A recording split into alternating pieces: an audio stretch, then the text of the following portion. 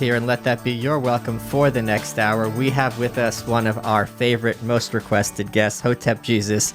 I don't even know how to introduce you because, I mean, it's not like you are an athlete or, I mean, you're part of the Hotep movement. Oh, yeah. Twitter activist. I guess I don't like that word, activist, but we're both jackasses on Twitter. Right. Have a lot of opinions. Oh, yeah. That get the wrong people upset, which is good. Right. So how would you Yesterday, The Atlantic published an article on Joe Rogan. Yeah. And it did put me under the category as thinkers, and it described me as a driver of culture. Okay. So whoever wrote that is like on point because that's exactly how I picture myself. So there's two things you drive: culture and Miss Daisy. There you go, y'all. It started. The racism that started, y'all. You see this shit? Y'all about to get me banned. My black card about to get revoked. I don't want to go to jail. Wait. So you had just tweeted out. You said after doing Rogan, you didn't want to do any more interviews. Yeah. Then you were glad to come on here. Why did you make that decision? A lot of people suck at interviewing. Okay. Oh. And it becomes a task. Right. So like when me and you sat down, that was fun. Right. I was like, yeah, how y'all do, Mike? But a lot of people, it's just like, and I don't want to be an asshole because I can be an asshole. And it's like, they'll be really boring and banal. And it's just like, dude, like, or they don't know me. Right. Or they don't understand the brand. They just want me to come on because I have a lot of followers and they don't really get me. You know, they want to pull up like a lot of Trump stuff. And it's like, yeah, Trump is part of me, but They don't really get the big picture. They don't do the research on me. And then now it's like I did Rogan. It's like you can't really go backwards. Right. Yeah. Tell people who don't know what the Hotep movement is. So the Hotep movement is 21st century rebranding of the Black conscious movement. We focus on finance and then the 4 pillars of rebuilding the Black community: education, war, finance, etc. So, you know, we focus on that. We focus on independence. Hotep means peace or satisfaction, as is taught to me by my master teacher, Shaka Agmos. And, it's been a lot of hate whitey stuff happening in the Black community. I had that mentality for a while, and then I broke out of that, that programming. So we've been more focused on like, let's just focus on us. Let's just focus on the areas that the Black community fails at. And we saw that finance was a big one. So Doe Dubes wrote his book, $1 Trillion Nation. And then we've just been pushing that and just educating people on finance, working with Black Guns Matter, Maj, just a lot of community outreach. He's been on the show. Yeah, he's a good friend. Yeah. So, that's it. That's pretty much in a nutshell. But we were born out of the whole Black Lives Matter movement. When Black Lives Matter was, going on and on about police brutality, we were like, man, more people die from a chicken wing than police brutality, but nobody's trying to say, oh, Popeyes is evil. And then people didn't, Black community, they love chicken. So, they weren't trying to hear that shit. So they called us Hoteps and kept calling us Hotep. And I'm like, you can't be a Hotep. It means peace. So we're like, you know what? All right, fine. That's what we are. Let's just go with that. So it became the brand, and we just kind of just formed everything around that. I've been doing a lot of reading for the last year about the Harlem Renaissance and that whole period. Oh, yeah. Which was a great kind of, there's two ways to look at it. It's either a period of Black flourishing and Black consciousness and art, or it's the 10 years where whites thought Black people were interesting, and as soon as Depression hit, they threw them in the garbage. Langston Hughes wrote an essay about it called When the Negro Was in Vogue, and it's just like all these people who were famous for a period. Then Zora Neale Hurston, one of the most famous ones, she was the queen. She died as a maid and anonymous. But there were a lot of interesting figures around that period, like Marcus Garvey was one of them. Oh yeah. Is that something that the Hotep kind of traced the roots back to? Because he was kind of a shyster, though. Was he? Oh, yeah. How like so? W.B. Du Bois was like, this guy is a con artist. Like, he spoke out very heavily against him because he had this whole, like, let's take everyone back to Africa. We're going to go to Liberia. Yeah. Then they go to Liberia and everyone gets malaria and there's, like, no food. But he's like, oh, it's this beautiful paradise. And it's not. It was... In the conscious movement, we would say W.E.B. Du Bois the shyster. Yeah, okay. So let's talk about that, yeah. Yeah, he would be the sellout. We would... Matter of fact, in his book, we talk about how the Black Star Line, this cruise ship that's supposed to take people to Africa, was sabotaged by Black people in conjunction with the NAACP. So, when we look at our history, we look at Marcus Garvey as being the godfather of it all. You might follow the UNIA movement. or the Pan-African movement. And he kind of, spearheaded that whole thing. So we follow that. We don't follow W.E.B. Du Bois. We look at W.E.B. Du Bois as like, a token. He wants a seat at the table, as opposed to Marcus Garvey is like, well, we want our own table. Right. That's been a fight to this day. It's like, all right, it's the whole thing about respectability politics. I just read this book, autobiography of George Schuyler, who was kind of this whole idea of if you're just going to be agitating, white people are never going to give you what you want, because they're not going to be treating you with this kind of respect that you're imagining. Yeah. I mean, you got to have your own. Like I always say, if you have a seat at the table, you got to follow their rules. Right. You're their bitch now. So I said that on Rogan. It's just like you can work together. You can work with people, but it seems like you can do both too. But it seems like people only want that one path. Like they only want to be like, oh, I want to work with the NFL. I want to work at NBA. And I say, when you look up the etymology of sport is like a distraction from serious matters. And I'm like, the last thing we need is black people getting caught up in the NFL. We need them focusing on, engineering, math, science, law, these real things that are going to help us out. So, it's fine like Jay-Z does a deal like that. But, I'm more or less about, do we have a bank? Yeah. Are we circulating our own currency? Do we have our own cryptocurrency, for black people? Do we have our own schools? A lot of the socialist policies in America don't allow, school choice. And, we know integration was infiltration to destroy the black community.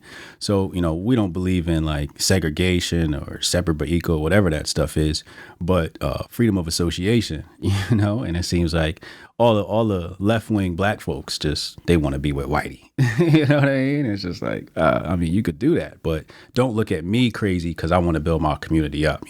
I'm more like Kanye. Let's go out to Oklahoma. Let's lock down a town and let's build a whole new city. You know what I mean? So we're getting an idea of who the Hoteps are for. Which group would you say the Hoteps are largely opposed to? Definitely white liberals. Why is that? White liberals want to enslave black people mentally. They think we're disabled kids. They think that they're our savior. As we saw evidenced, they say, oh, Antifa's protecting black people. I'm like, in Portland, there's like 5 black people in Portland and they all play for the Trailblazers. Like, what are you talking about? It's definitely white liberals. Terrible. What was the name of that woman in the early part of the 20th century who became the first black millionaire because she had all those hair products? You know what I'm talking Madam about? C.J. Walker. Right. Yeah. So there was, for a long time, this whole era after the Civil War of black entrepreneurs who kind of, instead of, they were selling to black people and having a black community and kind of keeping it in the family, so to speak. Yeah. And where do you see that having been lost if now you're rebuilding it? I mean, we could look at an example like Jackie Robinson, right? We had the Negro Leagues and they were doing well and they had all the best baseball players, and then Jackie Robinson crossed over and then, you saw the death of Negro Leagues. You see after integration, you see the death of Black Wall Street. A lot of people want to say Tulsa, Oklahoma failed because of, bombings and riots. And it's like, yeah, well, it was rebuilt and, survived for decades afterwards. The only thing that killed it was integration, so I don't know. The even when you look at like the Civil War, right? So the Civil War was contrived and, pretty much forced Americans to go to war for the benefit of the banks, right? And then when we look at the Civil Rights Movement, a similar thing was happening where the powers that be wanted a race war to start up and become the second Civil War. And that kind of didn't happen officially, but you see today that there's still a war going on between blacks and whites that's perpetuated by the media and, the ruling class or whatever. So, I look at this stuff from a very different point of view from most people do. I don't see a race problem in America. I don't see a race problem in America ever. I do see one that was contrived and manipulated to create one. You know what I mean? I don't think it was inherent like people make it seem. I got a question. I know you're going to have a fun reaction, so I just can't wait to ask you. What do you think of the whole Candace Owens, you just got to tell black people they're on plantation, vote Republican, everything's going to be fine? Oh, my God. Oh man. Here we go. All right, fuck it. I'm gonna just go straight up full Hotep Jesus. Candace Owens trash, right? She's horrible.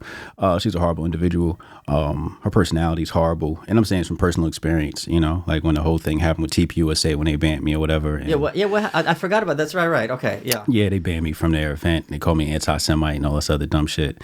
And my partners were in the White House, and there was some, you can go look up, somebody wrote a story about them getting high in the White House. They were popping edibles. So then Candace Owens texts me. She's like, I can no longer defend your brand. I'm like, when was the first time you ever defended my brand? Yeah. Like, what the fuck are you talking about? So, you know, like my personal experience with her is just very shady, you know? But she's an opportunist. She's an opportunist. You know, she's going to look out for Candace.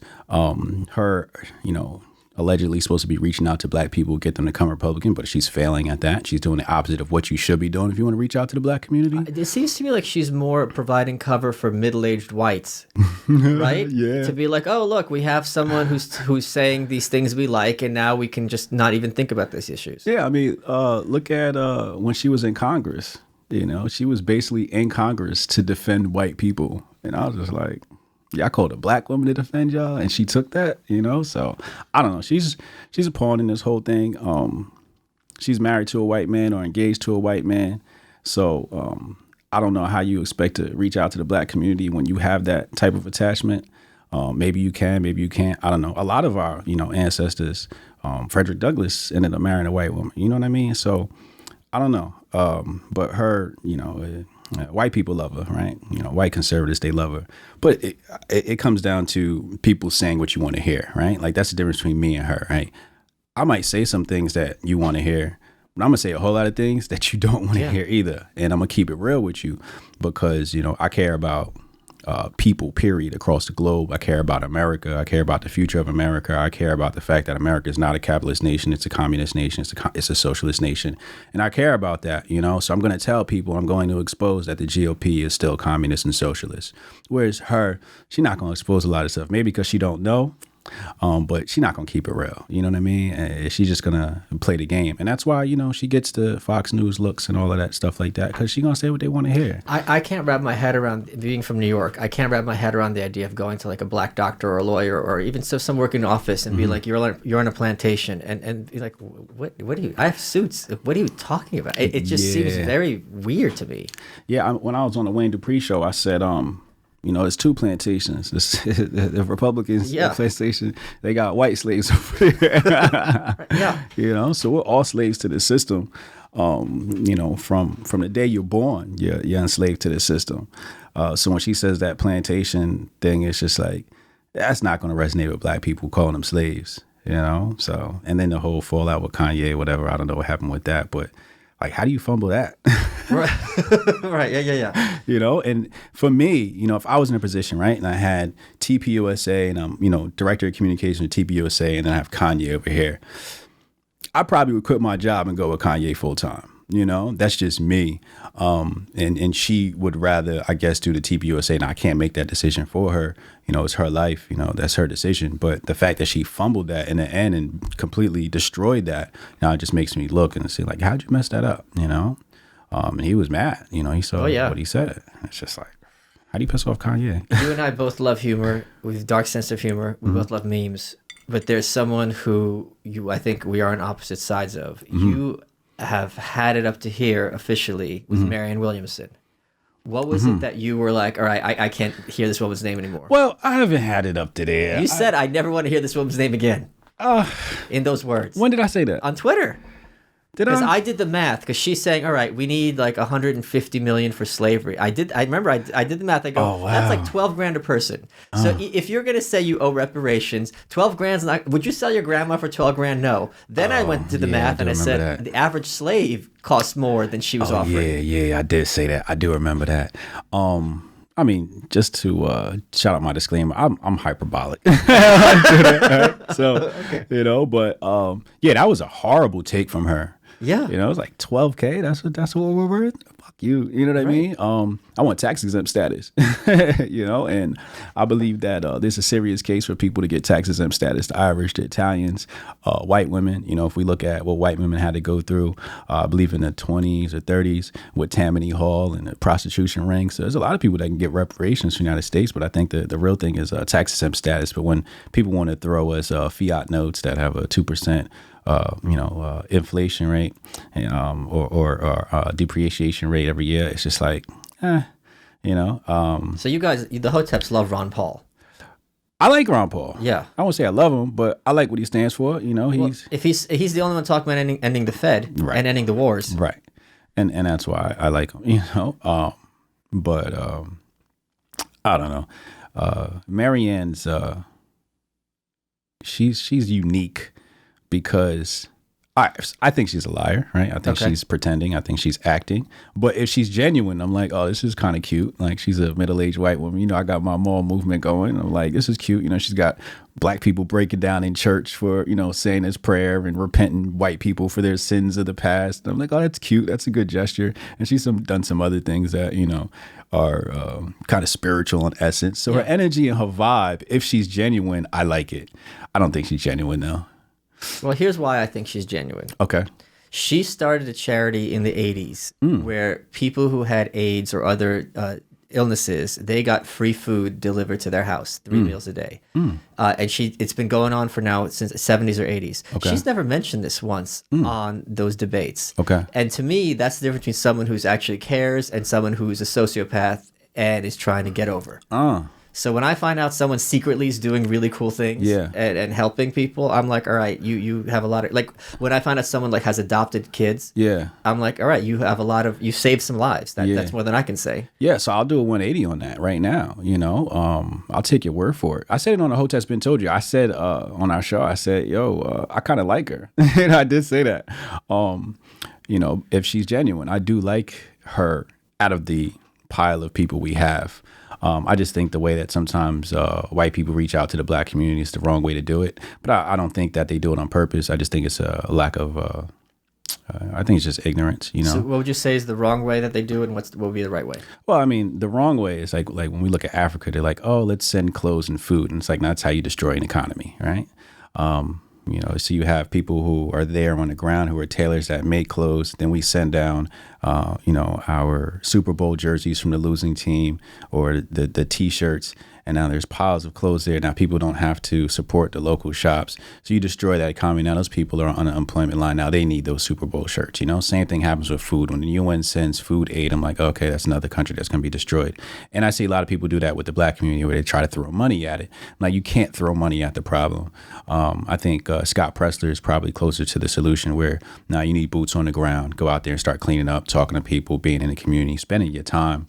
When it comes to dollars, you have to put dollars where they're going to multiply.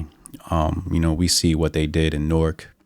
They sent billions of dollars from Mark Zuckerberg. Yeah. They sent money to Baltimore, you know, and we see that money disappears. But if you send the money into like an incubation tank for small business, right, to empower employers and entrepreneurs, then that makes sense, right? Because then those black people can hire other black people, can grow, and we can have our own business. So if you're going to throw dollars, you have to throw it where it's going to multiply. You know, you have to invest the money. Throwing, you know, dollars at people is, you know, probably going to end up back at the liquor store. Why do you think having kind of independent black communities is something so many people are either oblivious to the importance of or actually fighting? I think they look at it as, you know, we're building up the black community to rival another community. And it's not really that. You know, what we're trying to do is we're trying to make all Americans productive, to grow the economy, to grow America, to make the place just overall better. You know, we have ingenuity, put us in technology, and just, you know, just help the economy, period. When you have any nation and you have any group of people, whatever they may be, and they're not productive in that society, they become a liability. So it's not necessarily about combating white people. It's about how do we make these black people productive so they're not liabilities, so we don't have to pay taxes for welfare and all these other social programs. We can get rid of them because these people can self-sustain themselves. And that's really what it's about. But why do you think that so many people don't see it in that perspective? They don't understand economics. Okay. You know, if you understood economics, you would understand why it's important to have productive citizens. But the average citizen, you know, like when I say Americans not capitalists, people don't understand that, you know, because they've been told their whole life that it's capitalist, you know, and I can, you know, run down like why it's socialist and communist. So if you're not even educated on, you know, what economics is, how economics works, you wouldn't understand the black problem because you don't understand any problem when it comes to our economy. You don't understand the fact that if the so they call it a free market. It's not free market if the currency is issued by a private entity and they can just print money whatever they want. You know, they're controlling the dollar. If you control the dollar, you control the market. They can raise the interest rates and, you know, so they control the market. It's not a free market. It's a controlled market. So, you know, if you don't understand that, how would you even understand at the micro level, you know, what could happen? We are all taught in school about how a bill becomes a law and, you know, the president and blah, blah, blah. We are not taught what the Fed is and how it works and how it, you know, you talk to most people about the Fed, their eyes just glaze over. They kind of think it's like the mint, you know, like, oh, they make money. And I mean, when you start talking to people about issues like this and the Hotep start talking to black people about issues like this, what is the response you get? I mean, we get the glazed look too. Yeah. You know, I think from my personal experience on the ground, their ears are open. They're listening. They want to learn because they know that they're being presented information they've never heard before. So I can't remember the last time I got pushback from a black person. I was trying to educate them on the history of America, you know, or the history of economics in America, whatever it may be. I don't get much pushback at all. They're really open-minded. Sometimes I take Uber and I'll have, you know, like African guy or black guy. And I always go, how do you feel about Trump? Oh, every single time. They say, oh, da, da, da. And I say, let me tell you something. And on that 15-minute drive, at the end of that drive, they're like, got a list of things to Google and research. Your Uber rating must be terrible. He's trying to get you somewhere. This asshole in the back's flapping his gums about Trump. He's got to be nice. He's like, I just want to drive this car. Well, the thing is, I don't come with the pro-Trump stance. Okay. I come with the stance of, well, why do you hate him? Right. And then, like, especially the Africans when they come here, because they don't understand America, period. So I give them a brief history of how America works and how this political system works, da da da da. And at the end of the ride, they're like, "Oh, this makes sense." You know, I kind of tie it all together. Well, what do you tell them? Well, first I start off with the media, right? And the media is going to just tell pure lies. Yes, right? It's going to be garbage, right? It's propaganda. It's propaganda, right? So I say to them, well, if you have a problem with Trump, where'd you get that information from, right? And they say, you got the media. So I say, if you know the media tells you lies, why would you think this is the truth? And they go, and I, okay, cool. Now, so then I have to start educating. Wait, let me interrupt you because the example I use, maybe you could use this is, if you see a commercial for cigarettes, you know that company is saying my cigarettes are the best. You have no reason to believe this commercial. It could be good, it could be bad. It's the same thing with the news. Yeah. We have an agenda. We're selling a product. Why would you expect otherwise that this is going to be honest? It's a commercial in longer form. Yeah. And that's exactly it. You know, everything you see, you know, like, so then you have, you say, all right, well, he's racist. All right, tell me what he said.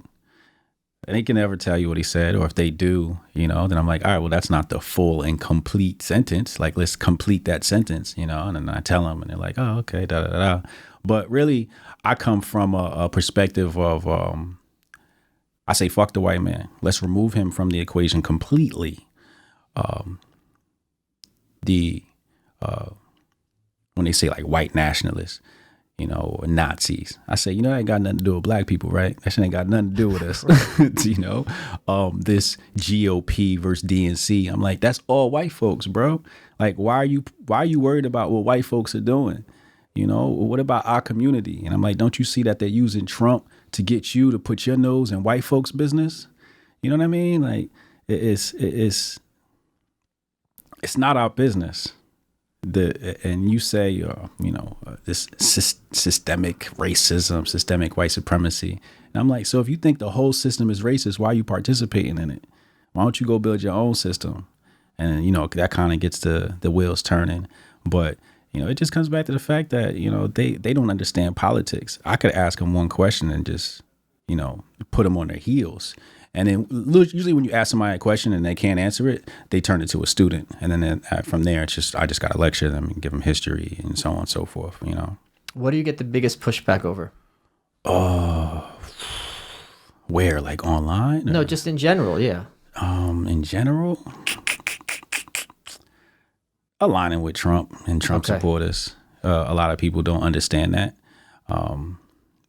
So for me, I always say it's to open up conversation, to open up dialogue, you know. So people ask, you know, why are you aligned with them? And then I can explain to them, you know, why I'm aligned with them, why I prefer conservatives over liberals. And then you can always play the Malcolm X clip, you know, where he talks about liberals versus conservatives.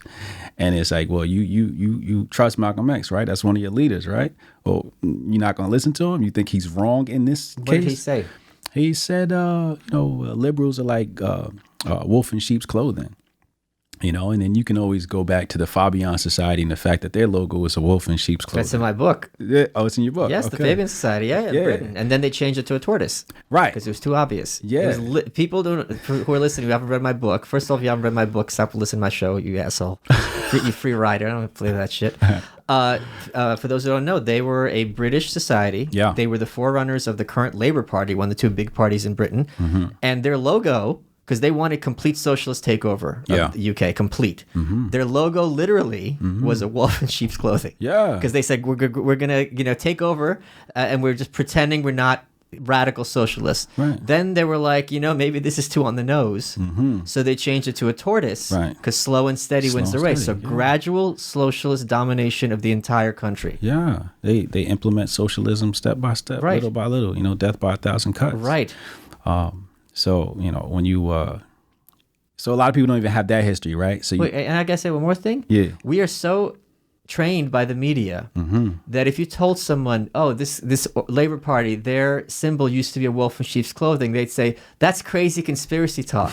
Yeah. Right away, they're like, I'm not hearing it. Yeah, yeah. They always say the best place to hide something is in plain sight. So it's slick that they can get away with it. And I'm just like, yo, a lot of times you got to tell people, like, you don't trust your own common sense. Right. You don't trust yourself. You can look at all these books and all the stuff you taught, but what does yourself tell you? And people got to get back to trusting themselves. But that's another thing. Like if I mention the Fabian Society and people go, oh, what's that? And it's just like, see, you don't even know what's going on out here. You have no idea what's happening in this world, what happened before you got here. You got to go do your independent research on you can't trust what they taught you in high school, because what they taught you in high school was a cover. That's a cover story for what really happened in America. They're not teaching you, they're training you. Yeah. They're preparing you to have your head down, be obedient, be submissive. Not just black people, all people. All people. Yeah. Yeah. And that's another thing I tell people. I'm like, yo, we're not victims. Everybody in America is a victim. We just might be a little bit lower than everybody else in some aspects. But the white man been screwed since day one in America, So I always go back to the Revolutionary War. Everybody says the Revolutionary War is about Boston Tea Party and taxes and all that shit. And it's like, yo, the tax for Britain was 1%. I'd love to pay 1% of taxes right now. I pay like 33%. You know what I'm saying? So when we look at the cause of the Revolutionary War is about the fact that the British Parliament passed the Currency Acts. And totally the colony, you can't print your own currency. You have to use our currency. And that's what the war was really about. So when we talk about, slaves and, slavery was a choice, like Kanye said, yeah, slavery is a choice. Are you going to allow us to continue to be enslaved by this fake money? So there's nothing I tell white and black people. I'm like, man, white people uneducated too. Yeah. It's not just us, By design. Yeah. It's not an accident. Yeah, I always say too, white people is niggas too. Well, I can't say that. Not in public. So we're getting an idea of who the Hoteps are for. Which group would you say the Hoteps are largely opposed to? Black liberals. Anytime you have an enemy within your own ranks, it's deadly. It's time to do some housekeeping and get rid of the Al Sharptons and the DeRays and kick them out and reestablish what it means to have quote unquote black power. What that means. What does Sharpton get wrong? He's race pimping. Okay. Right. So all he wants to do is prop up black struggle. Like that's what they focus on. Oh, all this bad stuff happening to black people. All this stuff bad stuff happening to black people. And it's just like, what are you doing about it? You ain't doing nothing but getting paid off of it. You know what I mean? They're leeches. Those black liberal leaders are the worst thing that happened to the black community in history. Michael Malice here. I want to tell you guys about our brand new sponsor, Modern Nature CBD. Now, what is CBD? It gives you all the benefits of marijuana without getting you high. Okay, what does that mean? Well, things like sleep deprivation, anxiety, pain. It's an all-natural alternative to many pharmaceutical drugs, and Modern Nature's products are free of addictive chemicals, free of harsh side effects, third-party lab tested, and PhD formulated and endorsed by medical professionals. So here's how it works. If you go to modernnature.com and use code MALICE15, you get 15% off your order. Here's a couple of their products. Recover. Athletes use CBD. It helps with the pain, helps with if you're hungover. They have something called, it uses the revived concentrate. It's the only CBD and electrolyte concentrate on the market. It's great for hangovers. Those electrolytes are what's making you give a headache. What else do they have? Sleep. Their Rested program product, some call it, doctor-formulated capsules that harnesses the power of CBD and combines it with bioavailable herbs and natural sleep aids like melatonin and stuff like that. You take 1 to 2 capsules with water 30-60 minutes before bed, and you get a powerful, fast, plant-based sleep aid. Isn't that nice? So if you go to modernnature.com, code MALICE15, you get 15% off. Now let's get back to the show. What was your reaction when Kanye was talking about things like repealing the 13th Amendment, which has some currency in the black community, and all the media is like he's gone off his meds, he's a lunatic, all this, this, that, and the other. Yeah. So what does the 13th Amendment say? That it's legal slavery, right? To imprison people. So what does repealing it mean? What does that mean? Like, I don't get that. They meant just it's not part of the Constitution anymore. So what does that do? Like, what's the end result? I think his whole argument with the 13th Amendment is that we do have legalized slavery in prisons. Yeah. And that this is exploitative labor. People are, even if they're violent criminals, doesn't mean you get to exploit their labor for whatever purpose you like for the rest of your life. Like the Clintons. Yeah. Yeah, the Clintons used slave labor. They took people from prison and put them on their plantation, And there's more black people in jail now than have ever been slaves. This is a common statistic. Yeah, well, the prison system, period, it doesn't make sense, right? So let's talk about what Hotep Jesus would do for a prison. I believe in rehabilitation detainment center, right? So we have to look at people based upon what their violation is. Sometimes you have people in jail with, some criminals, and it's like these crimes don't even match up, right? Right. You did this, and this guy's a killer, and you guys are in the same spot. I believe that the rehabilitation is not being implemented the way it could be. I also believe that there's a way to inject capitalism into this, or so-called capitalism. I don't believe capitalism is a real thing. Socialists made up that term, but that's a Marxist term. It's a Marxist term, yeah, right? Yeah. So when let's take the extreme, right? Like a rapist or a murderer, right? Like, what do we do with that person? It's like, okay, yes, they have to be detained, right? We don't want them a part of society, but I believe that their body should be donated to science, and let's study them.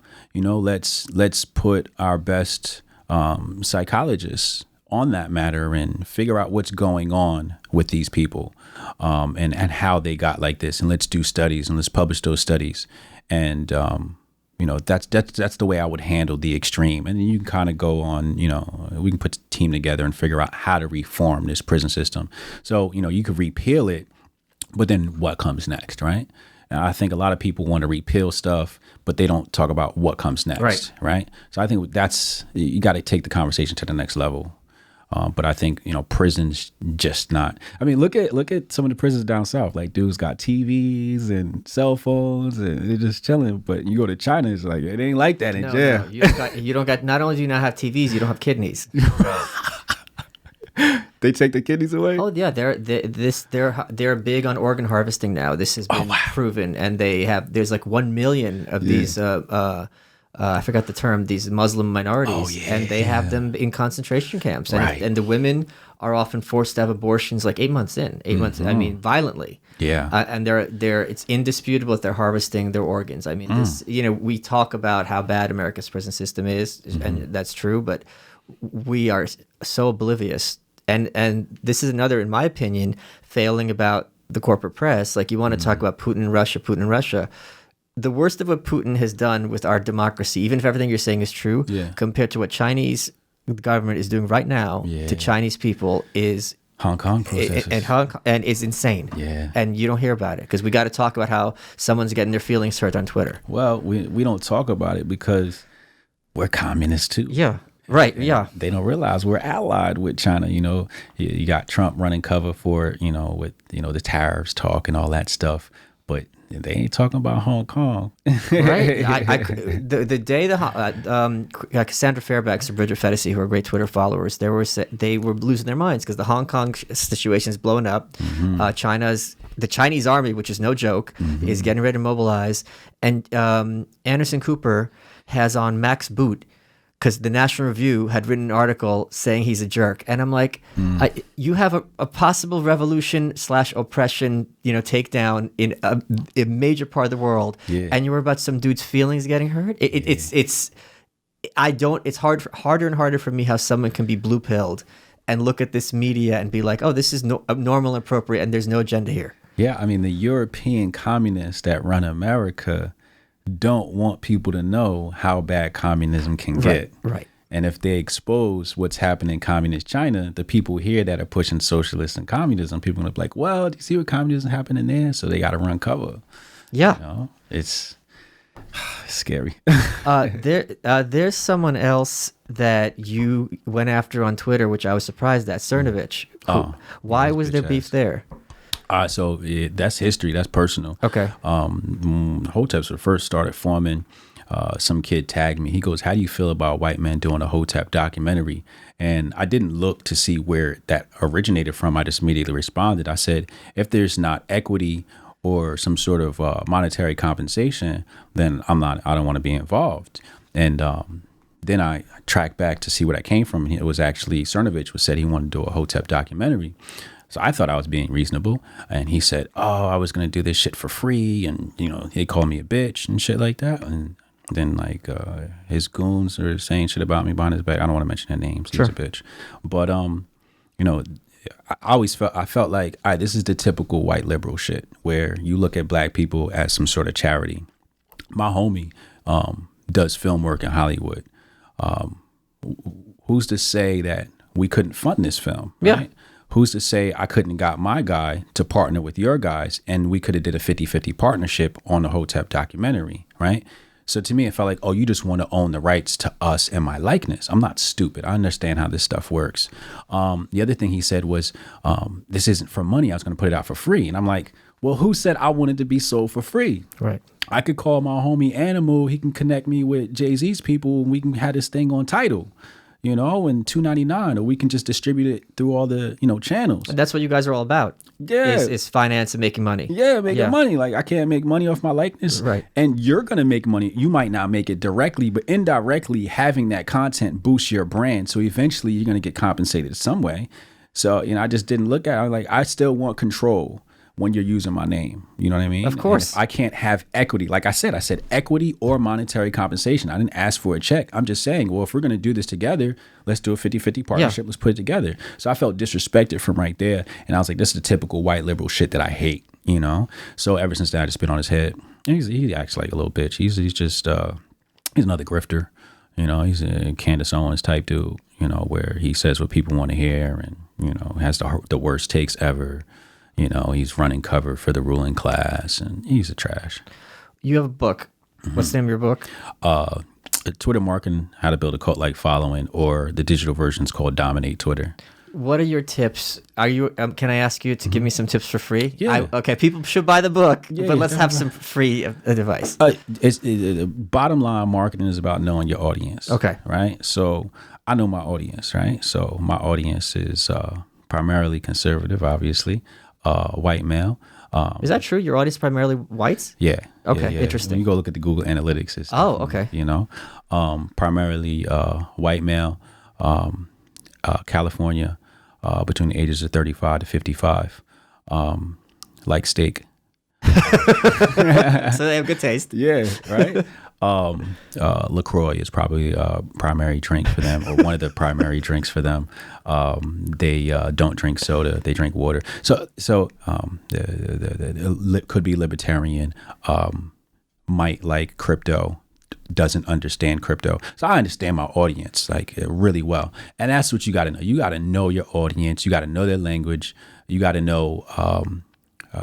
So I was telling my kids last night, and they was asking me, "Hey, Dad, how do you build an empire?" And I said, well, it starts with knowing what you like, right? Having your own identity. Then the thing that really gets people charged up is knowing what you don't like. Now, once you know what you don't like and what you do like, you have to find out what other people do and don't like. And from there, you can start pushing buttons. So once I know what you don't like, anytime I want, I can just hit that button and then you'll be mad at me. Trolling. Yeah. Well, I don't call that trolling. Like traditionally, that's not trolling. Traditionally, trolling is like you'll say something and I'll come and just bother you all day, right? Like Michael Malice is saying something and I'll just be in your mentions all day. He's the troll. If I say something which I believe is the truth and you react, you're the troll. That's no wait. Well, okay. We Trolling has gotten. Okay. They changed the definition. Let's see if we can, because we're both trolls in our own way, right? According to one definition. According to the new definition. Yeah. So my definition of trolling is if you are dumb, someone's sitting over there, and I act dumb to feed on your dumbness, and then you're flipping out, I'm being a troll. Okay. Like Andy Kaufman, like when he would play into people's, like you were saying, if I know what your buttons are, and I'm going to, especially if I'm doing it innocently, push it, and then everyone gets to watch you turn into a performer for my amusement, that is trolling. Okay. I could get that. The new definition is being an asshole. Yeah. There's no artistry to it. There's no creativity to it. It's just like, fuck you. Just being you. I'm sure you, and just like I do, have people who glom onto you. This is what I love to do. And I'm sure I tell me you do this too. They glom onto you. You reply to them once. Like, oh shit, I got their attention. Then they're on your jock for weeks. Yeah. And I never acknowledge them again. And it drives them crazy because It they got the nibble. Yeah. You got to give them a little bit and then they keep coming back. Yeah.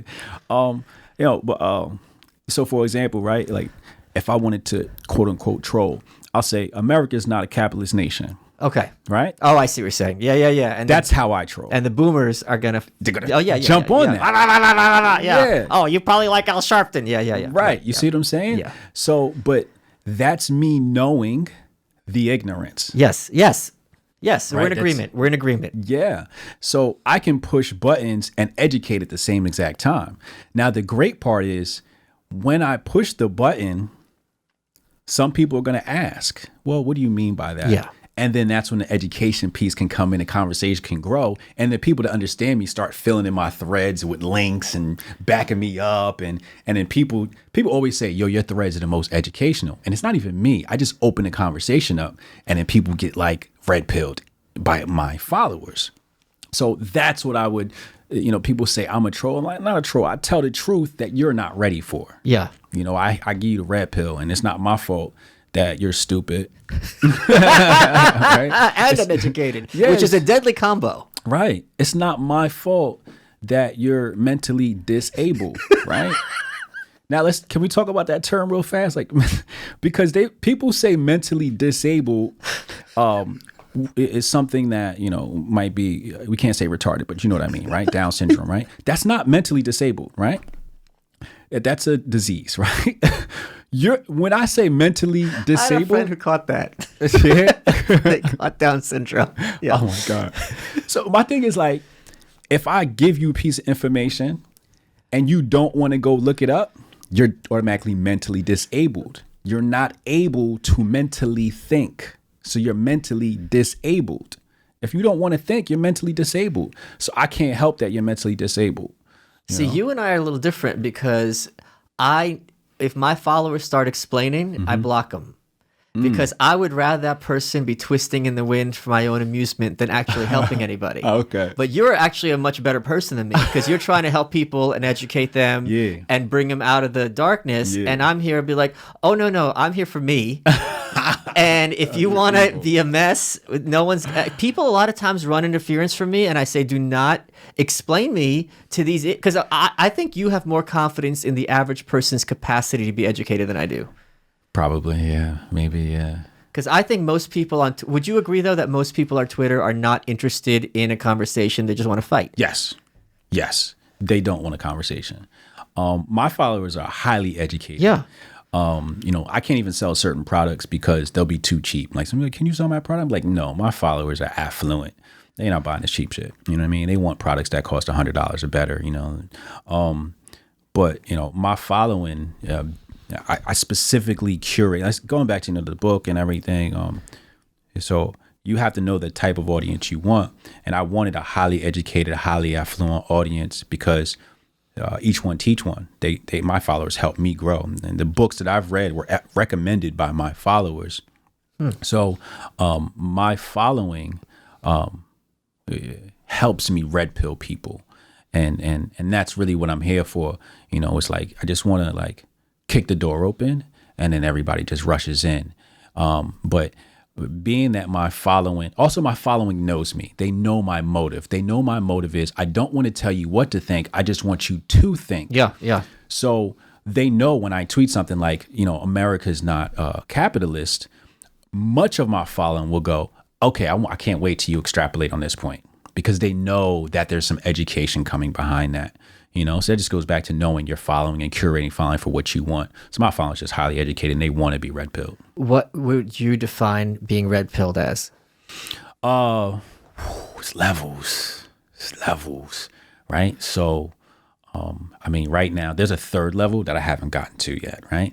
Is it like Scientology? Nah, hell no. The Bridge to Total Freedom, OC7? Nah, hell no. OT7, whatever it's called, yeah. Nah, we got to start off with the monetary system. Yeah. We got to start with economics. Economics is the foundation of nature. The trading of goods is the most natural thing ever for humans. So if you don't understand economics and the United States economy, so I was arguing with a banker, my brother's wife. She works for a big bank. I forget what it is. And she was arguing me down on Bitcoin. She said, well, the price of Bitcoin is based upon emotions. And I'm like, okay. What? Yeah, that's okay. I'm like, okay, fine, cool. I said, well, what's the price of a security based upon? And she starts running down all these statistics. I was like, no, it's not. Because I can show you where the market cap on one company is bigger than another company, but the stock price would be $1. Yeah, of and then you have another one with a smaller cap, and the price is $20. What about $30. the price of diamonds? That's not emotion? That's all emotion. That diamond has no use. Correct. So you have one bad article about a company hits, and then a stock could tank, or good news. So all this stuff is based upon emotion. So you can't tell me that I'm wrong in wanting to invest in Bitcoin when all of this shit is based upon emotions. So the fact that people think numbers matter for a stock, it lets me know, you're a fool, right? You believe what you were told. I sat down, I read Intelligent Investor by Benjamin Graham, and he runs down all these different terms, but he's honest in saying, at the end of the day, this shit is based upon emotions. Yeah. So if you don't know that you're not red pilled, What about the whole idea that politics is a distraction from what's really going on? It's kind of more like sports. Oh my God. That's a big red pill, wouldn't you say? Big one. And they can't wrap their heads around it. The Republicans, Democrats hate each other. Look how they go at each other. It's like you are so, that's a big one. That's the red pill that I kind of like crush up and got to give to my followers in doses. Yeah. Because a lot of them ain't ready for that because they're so invested. They're emotionally invested in politics. Right. The conservatives are so, and that's my problem with Candace. I'm like, yo, you got these people emotionally invested in some bullshit. Right. And then at the same time, she'll say, well, politics is downstream from culture. Which is it, Candace? When for me, you know how terms degenerate in popular usage? They think red pilling means voting Republican, and I'm just like, I said something about red pilling. People were like, oh yeah, I'm red pilled. I know the Democrats are out to destroy America. I'm like, you are as blue pilled as someone who's been strangled in the crib. Yeah. You as blue as can be. Yeah. It's amazing. What's that quote you got about them doing a speed limit? Oh, conservatism is progressivism driving the speed limit. It's true. That's it. You know, that's a hard red pill to push. Is, yeah. I'm still trying to strategize on how to So last year, not last year, right before Trump was getting elected, so I was pushing hard for Trump. Elections came around, and then the night before elections, night before the announcement, I said, I didn't vote. And all my followers oh my God, you said you're a Trump. And I'm like, look, if the system's bullshit and you participate in it, you're co-signing bullshit. One of my heroes, Emma Goldman, she had a great quote, early 20th century. She goes, if voting changed anything, they'd make it illegal. Yes. That's just and it. Also the idea that if you're trying to make yourself better and make your community better and make the country better, you go in, flick a switch once every 4 years. Well, my work here is done. It's like, what the hell are you talking about? Yeah. That's not how you change your life. Yeah. You take more effort taking a shit. Absolutely. You got to wipe and press the lever. Yeah. I feel like to get into politics, you should have to duel with a sword, right? To the death, right? And then you'll be eligible, right? Like if you kill this guy, all right, now you're eligible to lead the country, right? Now at the end of your term, you have to go sit in a mosque with, men for the rest of your life, right? Now who wants to run for president? Yeah. Do you want to run now? Nah, you don't, do you? So sit the fuck down because you don't care about America. Now, somebody who really cared about politics, maybe was like, that's what I want to do. I want to help the country. I'll die for this country, So I think that might be an extreme way to handle this. But that's where my thought is like, well, if we were to change politics, we have to take the incentives away, So these people, politics is a money grab. Yes. It's, to run is basically a way to wash money. It's legal money laundering. Yeah. So we got to take away the incentives. The only incentive in politics should be, that you felt like you did something for people. Like I went and I did something for my country. That should be it. So we're getting an idea of who the Hoteps are for. Which group would you say the Hoteps are largely opposed to? Mermaids. Why is that? Because they can swim. The fact of the matter is black people can't swim. And mermaids are showboating. They're basically laughing in our face and saying, look, we can swim and you black people can't. I remember when they said black people were getting dumped off of, slave ships. Yeah. Well, it was mermaids that was drowning us. They would literally grab us and take us under. Hey guys, I want to talk to you about Wix, Wix.com. Wix helps you make your own website. We used it ourselves to make LetThatBeYourWelcome.com a site for the show. You can check it out. It's very easy to use. That was their whole idea. If you know how to use PowerPoint, you know how to use Wix. You can look on the site. It's got past episodes of the show, a link to order the new write if you want. The book's terrible, but Wix is wonderful. They've got hundreds of templates. They've got something called ADI, Artificial Design Intelligence, if you can't figure out what to use. Everyone should have their own domain name. I have said this many times, and I have bought the domain names of enemies of mine. And they forward to things like the NRA or the KKK, depending on how much I hate the person. JohnO'Brennan.com, click on it. It goes to a President Trump fundraising page. I bought that URL out from under him. CIA intelligence director. Don't let that happen to you. Go to LetThatBeYourWelcome.com. You click on the link at the bottom. Wix will give you 10% off any premium plan. And then you'll be thanking me. Listen to Malice. Hey guys, want to take a second to tell you about Monday.com. If you go to Monday.com/welcome, they give you a free 14-day trial. Here's how it works. Instead of emails, spreadsheets, random files, it is a way to have everything localized to track products and projects and stay productive. You can assign tasks. Team members will update where they're going along the task, so you don't have to keep checking with each other.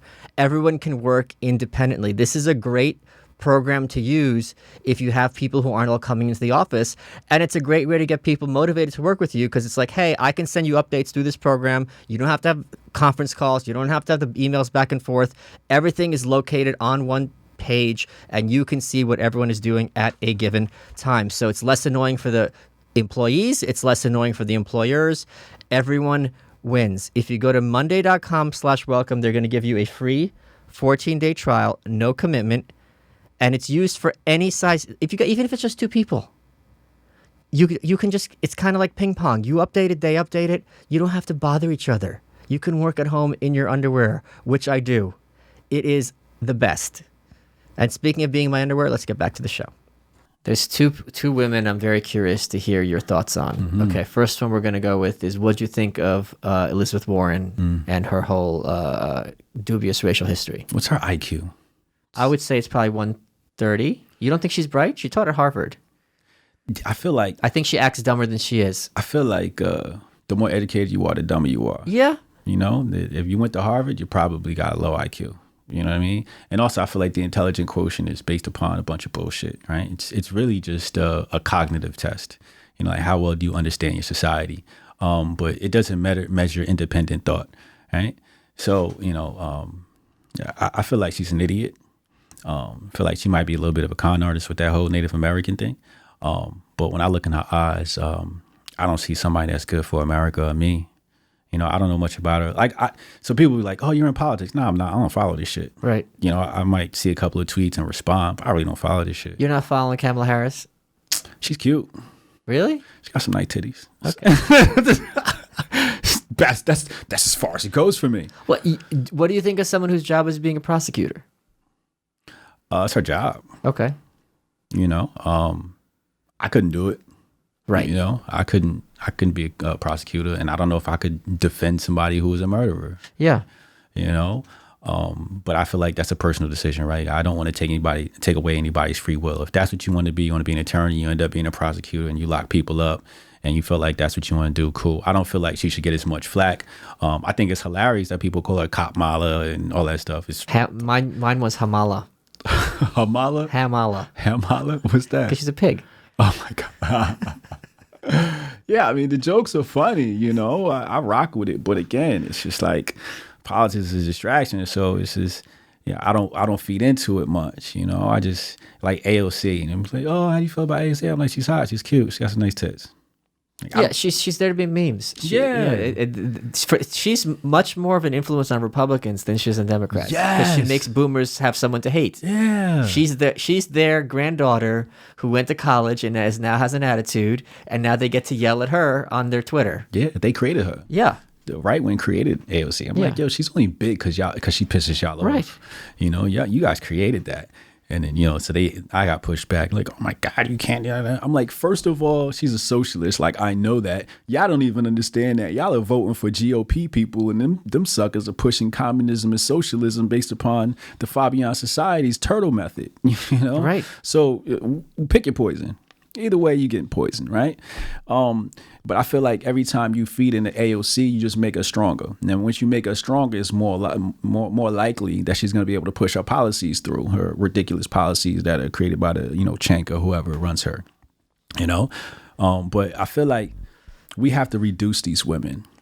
My misogyny is about to come out, but my sexism and my potential future business partner is a woman. She might hate me for this, but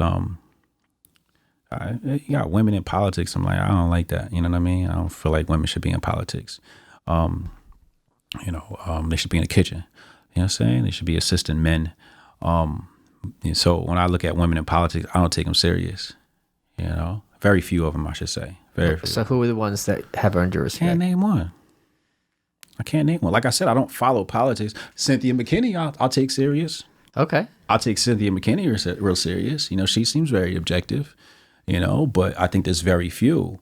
You know, I feel like a lot of the women in politics got there because of their looks. Yeah, especially Hillary. Well, in the early days, Hillary was kind of sexy, right? Early Hillary, I was like, oh, that's a white woman I might have hit. Literally. Yeah. With a car. Yeah, right? In hindsight, it's like, damn, you aged like a prune. God damn.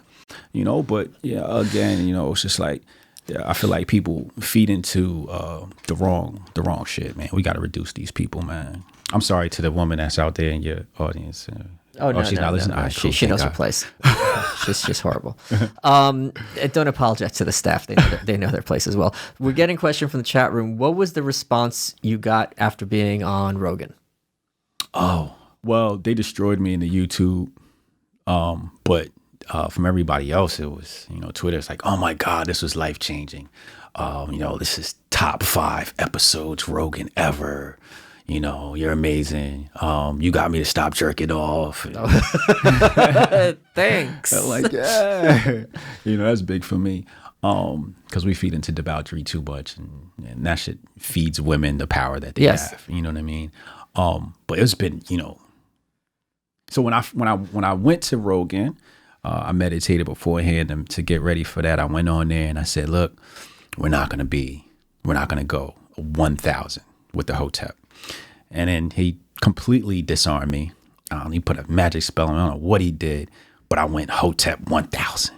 Then I got off. I'm like, oh my God, I said a whole bunch of shit I wasn't supposed to say. Because for those who are watching this, it's very intimate in that room. Yeah. And you don't even hear this people watching up there. Like it's so closed in and dark, you don't realize anyone's listening. And also it's so long, it's hard to be on for that long. Yeah. As a person. Yeah. So he was just like pulling stuff out of me I didn't want to say. And I just was raw me, it was unapologetically me. And then everybody was like, nah, that was like the best shit ever. So then in hindsight, I'm like, all right, well, I'm glad I was just like 100% honest. But the response has been great. I'm still getting responses, even from women. They're like, oh my God, this is like life changing. I can't believe I waited this long to watch this episode, but it's been great. I didn't expect that. It's kind of talk about that. It's kind of a mind fuck when, you're just sitting there talking to some dude and someone somewhere you've never met. Like it changes. It does. I had a tweet yesterday. Some guy goes, I have stage 4 cancer. I just ordered your book. Whenever I read your tweets and I laugh and he's like, it's rough. Yeah. My wife blows me a kiss. Now I had to block him because I don't want that bad energy around me. Okay. Because I don't know if I could catch it and why I would take that chance. But it messes with your head that you're like, you're just talking and then you've just that easily made someone's life better. Yeah, it's surreal. It really is. I hate using that word because it sounds so like cliche, but it's really surreal when, I've had people say, oh, I'm dealing with cancer and, you helped me get through this. Or I had some guy email me after Joe Rogan. He's asking me like how his wife, what'd he say? His wife, her back went out. So, he can't get any sex and he can't copulate. What do I do? I jerk off and I'm like, dude, what the fuck are you asking me about? What am I, Dr. Wife? Yeah, right. And the way he talked about his wife, he's like, she's on the shelf right now. I'm like, damn, that's how you talk about your wife? And it's just like weird that people felt like they should open up to me about their personal lives. But it's just like, so I responded to him. I forget what I said. And he's like, I can't believe you responded to me. That's so real of you. Da da da da. But I'm just like, it's also like, can't believe. It's like, who do you? I'm not the president. Yeah, I'm an asshole with the Twitter. Let's have some perspective. Yeah, like who do you think I am? And I think the Hotep Jesus name helps a lot. Sure, because they see the Jesus in there, so they think you're some benevolent, super being. Just a regular dude that just reads and is just has a thirst for knowledge. But when you impact people's lives, it does feel good, right? You feel like, your purpose is being fulfilled. Like if I was to die right now, I'd be happy. I'm like, I did a lot, I've done a lot and I impacted people's lives. And if I die right now, all my videos will go viral and everybody, I'll be like, this huge guy, but it'll be positive. People say, yo, when he was on this earth, he was here for people. You know what I mean? So what's something that you made mistakes in terms of growing your Twitter audience? Oh, because we learn from our mistakes. I've made many. Damn. I ain't make no mistakes, man.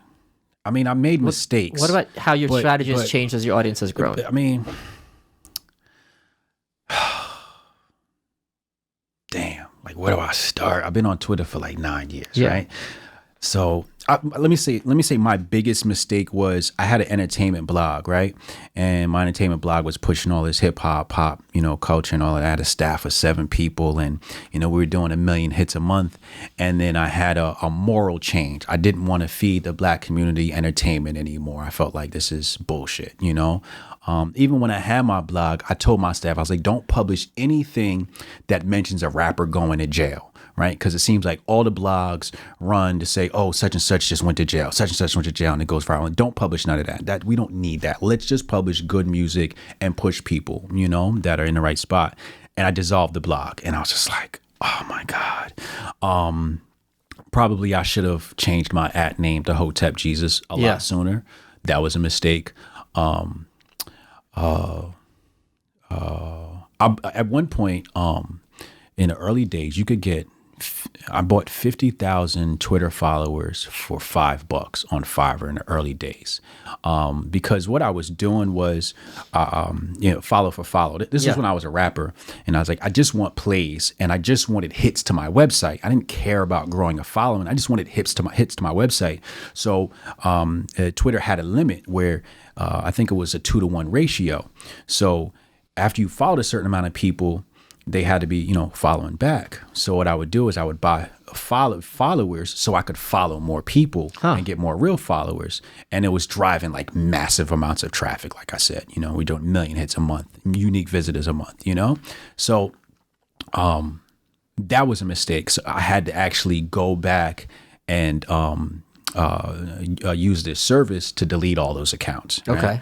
So I deleted all those, and then when I was working with 50, I ended up unfollowing everybody, and then I was down to like maybe following like 300 people. So I went from following 50,000 people or 30,000 people, something like that, to following like 300. And so now when you go and you use some website and you check it and it goes, oh, he has such and such fake followers. But what people don't realize is I put that data there to find out how much of my following was fake, to figure out how to get rid of them. And they don't know how that website works. But even now, that website will say 40% of my following. I'm like, but if you look at it, it says this hasn't been updated in 5 years. Yeah. You know what I'm saying? So that was, a mistake in some ways, but I don't look at it as a mistake because my website was doing massive hits. Yeah. I wasn't there to build a following per se. I was a touring artist. I was doing great, of course. But yeah. What's your policy on blocking people? Because I've been doing it much more liberally now. Yeah, I'm a block beast. Because to me, and I want to hear your perspective, you got to be the bouncer because you don't want those low quality people keeping away the people you do want. Yeah. So my rule is you're more likely to get blocked if you follow me than if you don't. Oh, tell me about this. This is interesting. I might learn. You have a bigger Twitter follow than me, so please. Yes. I never heard this. Because you're a detractor now. Yeah. You're following me to detract from my message. Now, if you don't follow, you're like a barnacle. You're leeching off of me. So I look at it as you're not going to buy my product. Now, if you don't follow me, I know you're not going to buy my product, so I don't really have to block you. But when you're following me just to detract, then yeah. If you're annoying, if I feel like you're just a little bit annoying, this is for people following me, if you talk to me in a disrespectful manner, you curse at me and you say, let's block. Like, you don't get to talk to me like that. We're not chums. Yeah, we're not cool like that. Right. Yeah, so, you start using profanity or you just don't have respect or you don't want to have discourse or you want to ask questions, just being ignorant. It's just... Or just you're trying to assert your dominance. Yeah. No, I'm not doing that. Yeah, we're not chums. No, we're not cool like that. So I'll block, for that. But those are just annoying. Or you probably won't buy my book or any of my products. If I recognize the name, I give them a warning. I'm like, hey, blah blah. Do you do that, or you just straight to the block? No, you don't get no warning. Oh, you're more merciless than me. Yeah, no warnings. I have given warnings. It's odd. Well, not even. I shouldn't say warning. I should say inform. It's like, hey, I block people for this. You're you're engaging with someone who's hating on me. Don't do it. They're like, oh yeah, you're right. Yeah, I'm more likely to block somebody for disrespect. Like, so sometimes I have followers who are black, right? And then I'll retweet them, and I have a lot of followers that don't like that certain message. Sure. If you're disrespectful to the people that are in my personal network, I'm more likely to block. 100%. Like, I got to protect my friends. Oh, yeah. So I'm more likely to block you if you disrespect my friends than if you disrespect me, so I don't tolerate that. You talking crazy, especially, some of my female friends, you disrespecting them, yes, immediate block. And what kind of person are you? Am I? No, them. Oh, them? Like, I mean, what kind of person are you? Like, right. You're on Twitter and you're there to, I can understand you're there for an argument, but you don't have to have an argument and be trash. Yeah. You know, I feel like we can argue, we can debate. Yeah. No problem with that. Or tease. If me and you are pals, so we joke around with each other. It's jokes. Yeah, it's jokes. Yeah. You know, I feel like if you don't want to understand my take first understand what I'm saying and then say you don't disagree. Don't just say you disagree and I haven't explained myself or you haven't asked for an explanation. Like if I say America is not capitalist, you'd be like, yes, it is. It's just like, wait. You know what I love? Yeah. Sometimes it'd be like, that's just stupid. Block. You know why? Maybe you're right. We're not having a conversation. Yeah. Fine, I'm stupid. Bye. Now you don't have to see my stupid bullshit. Yeah, I hate people that do that, right? They'll say, oh, this is dumb. It's like, okay, are you going to support that argument? Like, where's the evidence? Like make an argument. Say, this is dumb because ... Now I'll respect you. Yeah, or you're forgetting this. How do you account for this? Fine. Right. That's this is wrong. Okay, bye. Right. And I've had, back and forths with some people, and it's been good, because they'll say I disagree, but they'll do it respectfully. Now we can have discourse. Yeah. I like that. I like people. Sometimes people are like, you don't like being challenged. No, I love being challenged. I want to first be understood. Then you can challenge me. It is very unfortunate that the culture on Twitter is that if you disagree with someone, the idea is that you should do it in an antagonistic and aggressive way. And people have that idea. And it's like, no, you don't. You can disagree with someone respectfully and tough. But I will argue with you. Yeah. But if you're just like, oh, this is fucking stupid, blah, blah, you don't talk about, you're Trump nut hugger. I'm like, okay, fine. Yeah. All that's true. Goodbye. Yeah. Now I'm going to troll you. Yeah. Or that. Yeah. Or I'll just, I'll be like, lay off the soy latte. Yeah. Yeah. Like I'll just, so my thing is, I love that I could respond to somebody that's disrespectful. And then I'll wait like 15, 20 minutes and I'll check. And my followers are just like trolling and shit out. Oh, yeah. It's like the best thing to watch. So shout out to all my followers that do that. My favorite was, I'll have them go. It's okay if they go after them, but if they try to defend me, I'm like, I'm not your damsel in distress. I don't need you to white knight for me because that's what they want. They want, my favorite one, I stole this from Kurt Schlichter, like doing something about your mom. Someone came at me, was like, oh, you're just a douchebag. I go, yeah, well, I have been inserted into your mom. And I had almost said I had been inserted into your mom's filthy twat, but I knew that would catch me a ban from Twitter. Yeah. But I'm like, who are you talking to? I don't know you. It's just so weird though that the idea that you could go up to someone and be like, you're a douchebag. It's like, do you do that on the street? Yeah, that's my rule. I tweet to people how I would speak to them in real life. If you come at me crazy and I say, shut up, you little bitch, I'll say that in real life. Like I definitely will. I have, like I was playing with my kids one day and this, black dude comes outside and, I'm coaching, so I'm a little loud and he comes outside and he says something. I cussed him out, but that was my temper getting the best of me. Like I'm really like that. Like when you do something and I feel violated, I'm a man. I'm gonna retaliate, and it just pissed me off because the next day I had a white lady come and I was doing the same thing. The white lady came. She introduced herself. Oh, this is me. My husband made home soon. This is my son. Your sons are so cute. And I'm just like, look at this. Yes. The black dude's looking at me like I'm crazy. The white lady's like, oh, it's all good. But yeah, it just comes back to the fact that if you ain't gonna say that shit in person, don't say it on the internet. Right. Don't be an internet tough guy. Yeah. It's okay. Well, so we're running out of time. Mm-hmm. What has been your favorite part of this interview? Oh, the Fabian Society conversation. Why is that? Because I feel like not everybody knows about it. And I feel like everybody's going to go Google that now and go do their research. Talking about the monetary system and economics. Yeah, I feel like people need to go and educate themselves on that. You are welcome.